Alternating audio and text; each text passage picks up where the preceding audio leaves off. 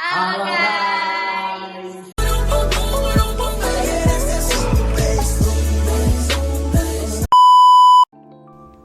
Disagregasi adalah proses pemecahan atau penguraian data yang lebih luas atau agregat menjadi komponen yang lebih kecil atau terperinci. Tujuannya untuk pemahaman yang lebih baik tentang elemen-elemen yang membentuk suatu data agregat. Demand Aggregate Forecast merupakan gambaran besar permintaan keseluruhan, sementara total rencana produksi merupakan rencana operasional yang lebih detail yang bertujuan untuk memenuhi permintaan tersebut dengan mempertimbangkan aspek-aspek praktis produksi. Demand Aggregate Forecast merupakan langkah awal dalam perencanaan produksi, sementara total rencana produksi merupakan langkah-langkah konkret dalam pelaksanaan produksi. Master Production Schedule merupakan sebuah dokumen yang biasanya digunakan oleh perusahaan untuk merinci produksi, baik itu barang ataupun jasa pada jangka waktu tertentu.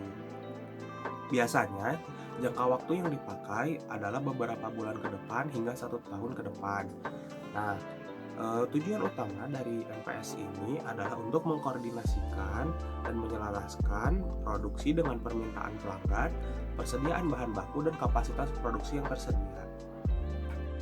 Selanjutnya ada elemen-elemen pada MPS. Yang pertama lead time atau jangka waktu, kemudian on hand persediaan awal, safety stock, kemudian ada lot size, ada DTF, VTF, ada sales plan atau rencana penjualan, kemudian ada actual order, dan ada beberapa lagi elemen-elemen yang termasuk kepada MPS, di mana elemen-elemen tersebut merupakan suatu bentuk dari perencanaan untuk rencana produksi.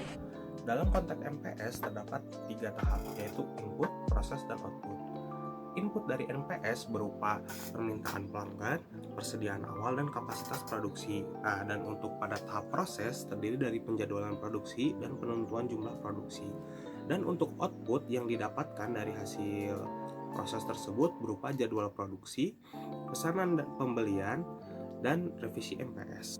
Nah, selanjutnya ada materi perihal Broadcast Capacity Planning atau RCCP, yaitu merupakan proses konversi rencana produksi dan MPS ke dalam kebutuhan sumber daya kritis, yaitu seperti tenaga kerja, habis itu ada juga material, mesin, dan lain-lainnya, seperti itu. Capacity Planning. Jadi, Broadcast Capacity Planning ini merupakan perencanaan kapasitas tingkat tinggi untuk menilai sumber daya yang ada dan disesuaikan dengan rencana produksi yang sudah dibuat dan permintaan yang sudah diperkirakan. Jadi, gambaran kasarnya seperti ini. Anggap aja kita sebagai perusahaan memiliki sumber daya, yaitu mau itu sumber daya manusia, sumber daya seperti material ataupun mesin-mesin yang ada pada perusahaan. Selanjutnya, sumber daya yang ada ini akan disesuaikan dengan rencana produksi yang sudah dibuat. Lalu setelah disesuaikan, maka si rencana ini akan dianalisis apakah sudah optimal atau tidak, dan juga dianalisis juga apakah pada proses produksi timbul kendala-kendala yang ada pada proses produksi.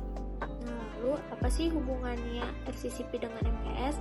Nah, RCCP dan MPS ini ada hubungannya gitu ya teman-teman semua, di mana RCCP ini memvalidasi prioritas perencanaan produksi dari MPS itu sendiri, di mana tujuan utamanya RCCP itu kan untuk mengidentifikasi overloading atau underloading dari kebutuhan produksi gitu ya, dimana salah satunya juga nanti akan melakukan perevisian terhadap MPS-nya. Kemudian ada pengertian dari BOC atau Bill of Capacity, merupakan rencana atau daftar dari kapasitas produksi dalam selang waktu yang dibutuhkan dan menghasilkan jumlah yang dibutuhkan pada produksi. Sekali lagi kita minta maaf ya guys.